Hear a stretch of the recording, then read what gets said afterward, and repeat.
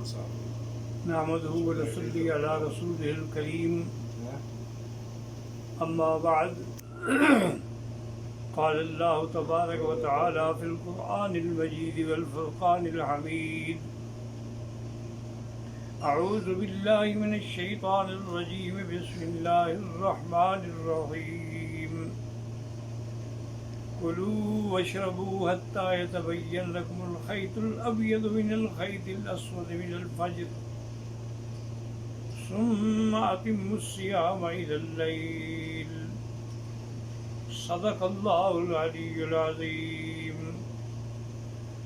قال النبي صلى الله عليه وسلم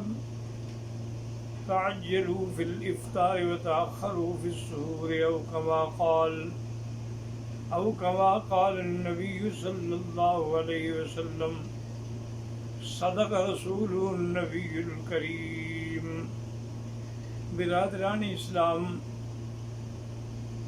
اللہ تعالیٰ کا یہ بہت بڑا انعام ہے کہ ہمیں سب سے افضل دین اسلام عطا فرمایا. دین اسلام اتنا کامل ہے کہ اس کے جتنے احکام ہیں، فرائض ہیں، اوامر ہیں، نواہی ہیں، ان سب کی تفصیل ہے اور اللہ کے قرآن میں اس کا ذکر ہے. اور اگر بعض چیزوں کا اجمال ہے تو اس کی تفصیل جو ہے وہ سرکار دو عالم صلی اللہ علیہ وسلم کی زبان مبارک سے. یہ ایسا نہیں ہے جیسے کہ ہمارے یہاں ہندو بھی روزے رکھتے ہیں، جوگی بھی روزے رکھتے ہیں، سادھو بھی روزے رکھتے ہیں،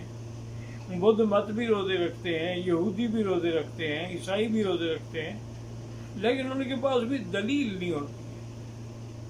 یہ نعمت صرف ہمیں ملی ہے کہ اگر اللہ نے ہمیں حج کا حکم دیا تو قرآن میں دلیل ہے کہ للہ علی الناس حج البیت من استطاع الیہ سبیلا. اسی طرح دلیل ہے کہ وَأَذِّن فِي النَّاسِ بِالْحَجِّ يَأْتُوكَ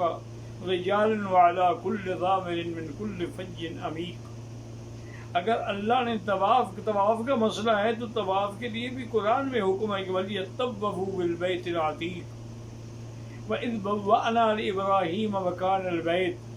أَلَّا تُشْرِكْ بِي شَيْئًا. اگر ہم صفا مروہ دوڑتے ہیں تو قرآن میں دلیل ہے کہ ان الصفا والمروہ من شعائر اللہ فمن حج البیت او اعتمر فلا جناح علیہ ان یطوف بہما. اور اگر ہم عرفات جاتے ہیں تو قرآن میں دلیل ہے کہ لا جناح علیکم ان تبتغوا فضلا من ربکم فاذا افضتم من عرفات. اگر ہم مزدلفہ آتے ہیں تو قرآن میں حکم ہے کہ وذکروا اللہ عند المشعر الحرام. اگر اس کے بعد ہم مینا آتے ہیں، مزدلفہ آتے ہیں، تو اس کے لیے بھی قرآن کا حکم ہے کہ اللہ نے قسمیں کھائی ہیں کہ والفجر ولیال عشر والشفع والوتر. اسی طرح اللہ نے فرمایا ومن تعجل فی یومین فلا اثم علیہ ومن تأخر فلا اثم علیہ لمن اتقى. تو اسی لیے آپ روزے کو دیکھ لیں کہ اگر روزے کے بارے میں آپ کو دیکھیں گے تو قرآن میں پہلا حکم تو یہ آیا کہ اللہ نے آپ پر روزہ فرض کیا. اب روزے فرض ہوئے 1 مہینے کے لیے. اب ہمیں نہیں پتا کہ بھئی وہ 1 مہینہ کون سا ہے، تو اللہ نے اس کا باقاعدہ نام لیا شہر رمضان الذی انزل فیہ القرآن ھدی للناس وبینات من الھدی والفرقان. بھئی اب روزہ کیسے شروع ہوگا؟ فرمایا فمن شہد منکم الشہر، جس کو چاند نظر آ جائے یا چند لوگ دیکھ کے گواہی دے دیں تو اس کو روزہ رکھنا ہوگا. تو یہاں شہود ضروری ہے، وجود قمر ضروری نہیں ہوتا، کیونکہ ہم چاند کے پجاری نہیں ہیں، نہ ہم کسی سورج کے پجاری ہیں کہ جب تک ہمیں وہ چاند نہ ملے ہم اس وقت روزہ نہ رکھیں اور دوربین لے کے اور ہوائی جہاز پہ بیٹھ کے ہم ڈھونڈنے کے لیے نکل پڑیں. نہیں، اللہ نے اتنا آسان کر دیا ہے کہ ومن شہد منکم الشہر، اور میرے آقا نے آسان کر دیا کہ صوموا لرؤیتکم وافطروا لرؤیتکم. دیکھ کے روزہ رکھو اور دیکھ کے عید کرو، بات ختم ہو گئی. حتیٰ کہ یعنی آپ دیکھیں حدیث میں اتنی وضاحت بھی آ گئی کہ فَإِنْ غُمَّ عَلَيْكُمْ، یعنی چاند تو تھا لیکن بادلوں کی وجہ سے ہمیں نظر نہیں آیا تو حکم ہے کہ تم پھر 30 دن پورے کر لو. کیونکہ ہم چاند کے محتاج نہیں ہیں بلکہ چاند ہمارا محتاج ہے. اللہ نے ہمارے لیے مسخر کیا ہے، اللہ نے ستارے ہمارے لیے مسخر کیے ہیں. تمام چیزیں جو ہے اللہ نے انسان کے لیے بنائی. تو اب دیکھیں قرآن پاک نے باقاعدہ روزے کی فرضیت بھی ہو گئی، روزے کا مہینہ بھی ہو گیا، اب روزے کا وقت کب سے شروع ہوگا اس کا بھی اللہ نے قرآن میں بیان فرما دیا، کلوا واشربوا حتی یتبین لکم الخیط الابیض من الخیط الاسود من الفجر، کھاؤ پیو جب تک سفید ڈورا کالے ڈورے سے علیحدہ نہ ہو جائے اس وقت تک کھا پی سکتے ہو۔ اب اس سے مراد یہ ہوتی ہے کہ ایک ہوتی ہے صبح کاذب، کاذب کا معنی یہ ہے کہ صبح کے لیے ایسی سیدھی اوپر چلی جائے گی، پھیلے گی نہیں روشنی، وہ گویا کہ منع ہے کہ اچھی طرح تو نہ پھیلی، اس لیے اس کو کاذب کہا جاتا ہے۔ اور اس کے بعد اگر ایک روشنی نکلے گی جو پھیلنا شروع ہوگی وہ صبح صادق، تو صبح کاذب نہیں بلکہ جب صبح صادق ہو تو تم اس وقت کھانا پینا، پانی پینا، میاں بیوی کا ملنا، سب چیزیں جو ہیں وہ حرام ہو گئی۔ ایک صحابی نے یہ آج کل لوگ کہتے ہیں کہ ہم قرآن خود سمجھ لیں گے، ہم پروفیسر ہیں، ہم علامہ ہیں، قرآن اس وقت تک سمجھ نہیں آتا جب تک قرآن والے نہ سمجھائیں۔ ایک صحابی نے 2 دھاگے لے لیے، ایک کالا لے لیا، ایک سفید لے لیا، اس کو سرانے کے نیچے رکھ لیا اور صبح ساری کے وقت کھاتا رہا، دیکھتا رہا، کھاتا رہا، دیکھتا رہا، وہ تو سورج نکل بار دن چڑھ گیا، روشنی ہو گئی۔ اب صحابہ نے حضور کو بتلایا، حضور نے بلایا، فرمایا کیا کیا تم نے؟ کہا حضور آپ ہی نے تو فرمایا تھا کہ خیط الابیض اور خیط الاسود، سفید ڈورا اور کالا ڈورا یہ دیکھے میں نے رکھے ہوئے، اور فرمایا ان وسادتک لعریض، تمہارا سرانہ اتنا لمبا چوڑا ہے کہ دونوں دھاگے اس کے نیچے آ گئے۔ میں نے کہا حضور یہ سامنے تو ہے، اور میں اللہ کے بندے اس سے مراد صبح کاذب اور صبح صادق ہے، اس سے مراد تیرے دھاگے نہیں ہیں کہ تم نیچے رکھ کے دھاگے دیکھتے رہو کہ کالے اور سفید میں فرق ہوتا ہے تو ٹھیک ہے، نہیں فرق ہوتا تو ابھی رات باقی ہے۔ اللہ نے ہمیں یہ بھی بتلا دی، ابھی روزہ کب تک رہے گا یہ بھی بتلا دیا کہ ثم اتموا الصیام الی اللیل، پھر سارے دن کا روزہ ہوگا، اور جب سورج غروب ہوگا، اب الی اللیل میں الہ ہے تو بعض لوگ اس کو الہ بمانے ماں بھی پڑھتے ہیں، اس لیے شیعہ لوگ جو ہے وہ انتظار کرتے ہیں جب ستارے نظر نہ آئے وہ افطار ہی نہیں کرتے، وہ کہتے ہیں جی رات کا کچھ حصہ آئے گا تو ہم افطار کریں گے، یہ ان کی غلطی ہے، کیونکہ جب اللہ کے نبی نے فرما دیا میری امت اس وقت تک خیر سے رہے گی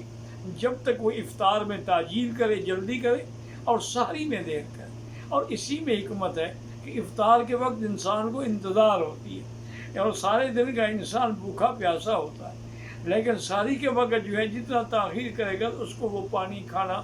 دن میں فائدہ پہنچائے۔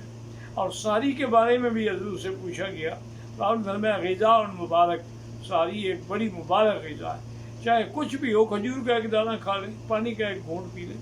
اور یہاں ایک مسئلہ یہ بھی سمجھ لیں کہ روزہ رمضان کا اگر ہو اور رات کو آپ نیت نہ کریں تو روزہ نہیں ہوگا، صبح کو آپ نیت کریں، نفلی روزے میں تو ہو جاتا ہے لیکن رمضان کے روزے میں رات سے نیت ضروری، اور نیت کے لیے یہ بھی ضروری نہیں ہے کہ آدمی کہے بصوم غد نویت من شہر رمضان، بلکہ رات کو آپ کا ارادہ یار میں کل روزہ رکھنا ہے، بس نیت ہو گئی، ساری کھا رہے ہو، مقصد ہے کہ ساری اسی لیے کھا رہے ہو کہ روزہ رکھنا ہے، بس نیت ہو گئی، زبان سے نیت کرنے کی ضرورت نہیں ہوتی، کیونکہ مقام نیت جو ہے وہ دل ہے، جب دل میں ہے کہ میں نے کل کا روزہ رکھنا ہے تو پھر وہ روزہ ہو جائے گا، اگر آپ نے رات سے نیت نہ کی تو پھر روزہ نہیں ہوگا۔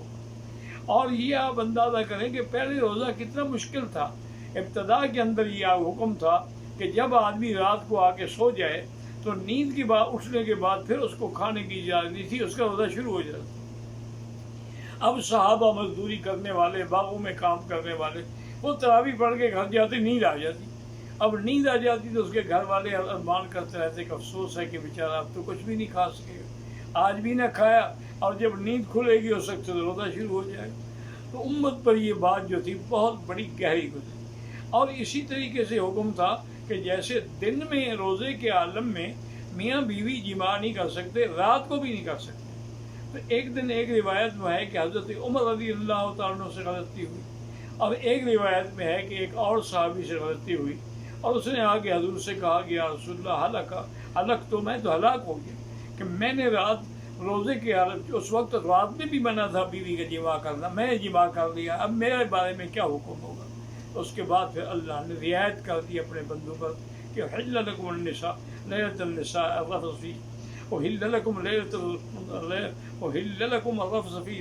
اللیلۃ فی الرفث فی النساء ہن لباس لکم وانتم لباس لہن، اللہ نے فرمایا عورتیں تمہارے لیے حلال ہیں، وہ تمہارا پردہ ہے تم ان کا پردہ ہو، تو اب آدمی رات میں اگر میاں بیوی ملتے ہیں اس سے کوئی حرج نہیں، بلکہ حتیٰ کہ سحری کے وقت میں ملتے ہیں اس میں بھی کوئی منع نہیں۔ حتیٰ کہ علماء نے لکھا ہے کہ اگر سحری کھانے کے بعد مل رہے تھے سحری کے وقت میں، اب اتنا وقت نہیں رہ گیا کہ وہ غسل کر سکے، فرمایا کہ ٹھیک ہے ہاتھ منہ دھو کے کھانا کھا لیں، سحری کر دیں، غسل بعد میں کر لیں۔ تو اس وقت تک اللہ پاک نے اپنے بندوں پہ رحمت فرما دی اور اجازت دے دی۔ تو روزے کے ہر حکم جو ہے اس کے اندر موجود ہے۔ انشاءاللہ زندگی رہی تو پھر لیلۃ القدر اور تراویح پر بھی بیان ہوگا۔ اللہ تبارک و تعالی آپ سب کے روزے قیام سیام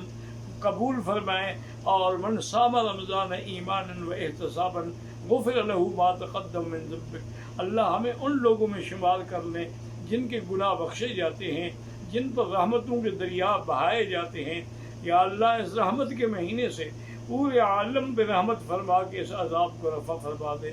یا اللہ اپنے بندوں کو قید سے چھڑا دے۔ سارے ہم اقرار کرتے ہیں لا الہ الا انت سبحانک انا کنا من الظالمین، ربنا تقبل منا انک انت السمیع العلیم وتب علینا انک انت التواب الرحیم، وصلی اللہ تعالی علی خیر خلقہ سیدنا محمد و آلہ و صحبہ اجمعین۔